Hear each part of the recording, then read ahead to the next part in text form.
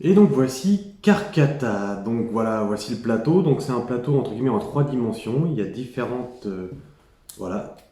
étages qu'on met au fur et à mesure. Donc le premier étage, deuxième étage, troisième étage, quatrième étage, hop, le cinquième étage et enfin le sixième étage. Au-dessus, on va mettre le volcan catapulte. Voilà. Et comment ça va se passer? Donc on peut jouer jusqu'à 4 joueurs. Donc les joueurs ont 5 petits personnages qui vont pouvoir positionner sur l'une des 6 plages. Donc forcément, vous verrez par rapport à la stratégie du jeu, c'est peut-être plus sympa de mettre un petit peu éparpiller ces personnages pour ne pas les mettre tous au même endroit parce que forcément, il va leur arriver quelques petites bricoles. Donc dans Carcata, c'est assez simple comme système de jeu. Il va falloir essayer de grimper le plus haut possible sur le volcan. D'accord. Sachant que chaque étage, on marque un point sur chaque étage en fin de partie. Donc si à la fin de la partie je suis au troisième étage, eh bien mon petit personnage va valoir 3 points. Donc tous les joueurs vont essayer de faire la même chose. Mais forcément, ça ne va pas être si facile que ça. Il va y avoir des petites péripéties. Alors, un tour de jeu, comment ça se passe? Donc une fois qu'on a fait la mise en place, on a mis le jeton tortue à son emplacement. Vous verrez, il va avoir son importance. Le premier joueur est désigné et il va pouvoir lancer les dés. On va pouvoir lancer les dés autant de fois qu'on le veut. Par contre, forcément, il va y avoir un moment où il va falloir s'arrêter ou décider de faire des choses. Donc, comment ça va se passer? Déjà, la phase tortue, ces dés-là, je ne peux pas les relancer. Vous verrez à quoi ça va servir. Forcément, ça va servir à déplacer ce petit jeton-là, qui aura une importance surtout en fin de partie. Mais là, actuellement, je ne peux pas relancer ce dé-là. Ensuite, je regarde les dés qui me restent. Celui-ci, volcan, ça va me permettre de catapulter des pierres précieuses qui sont dans le sac. Donc, je vais le garder. Celui-ci me permettra de poser éventuellement des statues de divinité pour me protéger ou pour détourner la lave. Parce que forcément, il y a un volcan qui est en éruption et ces dés-là me permettront de déposer des jetons lave qui descendront au fur et à mesure du jeu et forcément qui vont sans doute brûler les personnages et les éliminer. Voilà, et enfin, une autre phase de dé qu'on n'a pas encore vue, le petit personnage qui court, et bien là, ça me permettra de me déplacer. Donc, admettons que je garde ça, hop, je garde le volcan, et je relance les dés.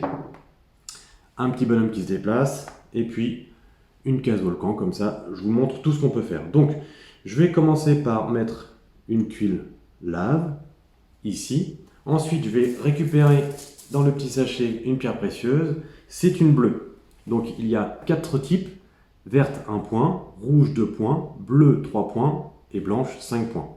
Et donc là, avec la petite catapulte, j'ai possibilité d'envoyer la pierre précieuse sur l'île. Deux stratégies. Soit j'essaye d'éliminer les adversaires. À ce moment-là, j'essaye de les viser. Si je les touche, ils sont éliminés. Ou alors, je réussis à faire tomber la pierre précieuse près d'un de mes joueurs pour ensuite la récupérer. Donc voilà, je vais essayer. Et ben voilà, rien du tout, c'est tombé là dans l'eau, donc on le remet dans le sac. Donc je vous le redis, si jamais j'avais fait tomber la pierre précieuse ici, eh bien un des joueurs aurait pu très bien se déplacer, arriver sur la tuile et gagner la pierre précieuse. Donc à la fin du jeu, 5 points pour les blanches, 3, 2, 1. Ou alors, si jamais j'étais à droite, je touchais un joueur, à ce moment-là, le joueur était éliminé. Donc là, on va recommencer où j'en étais, j'ai totalement loupé. Tac, je peux me déplacer, donc on va dire que je suis les rouges, j'avance de 1. La tuile, je l'ai faite. Le tiki, eh bien, je le mets éventuellement devant mon joueur. Ça pourra me protéger éventuellement sur une descente de lave ou sur une projection de pierres précieuses. Et enfin, la tortue bleue, elle va avancer. Parce que, comment ça se passe dans ce jeu? Le jeu s'arrête une fois qu'un de nous est éliminé. Donc c'est assez cruel pour celui-ci, mais bon, lui est éliminé. Et tous les autres joueurs vont pouvoir se partager la victoire. Sachant que celui qui a éliminé le dernier joueur récupère toutes les pierres précieuses. Donc là, vraiment, c'est assez dur ça. Donc là, c'est une possibilité. Ou alors, la tortue a fait 2 fois le tour de l'île. À ce moment-là, si la tortue a fait 2 fois le tour de l'île, tous les joueurs ont perdu. Donc voilà, ça met une pression temporelle un petit peu sur le jeu qui est très intéressante. Donc soit on arrive à se départager entre guillemets en éliminant un joueur, ou alors malheureusement on n'a pas réussi à faire ce qu'on voulait et la tortue a fait 2 tours. À ce moment-là, c'est la tortue qui a gagné. Voilà, donc voilà pour une petite présentation rapide de Carcata, un très bon jeu de ludothèque, je le redis, en famille c'est très très bon, entre amis aussi. Les règles sont simples, il faut avancer le plus haut possible pour marquer des points. Malheureusement, forcément, si la lave arrive, et ben blam, on élimine.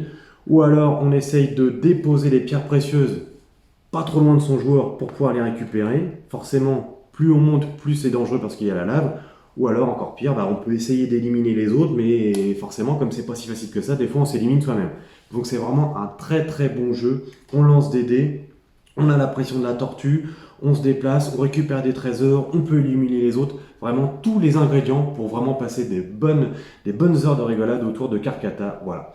Donc j'espère que cette petite présentation vous a plu et que vous pourrez jouer très rapidement à Carcata. A très bientôt.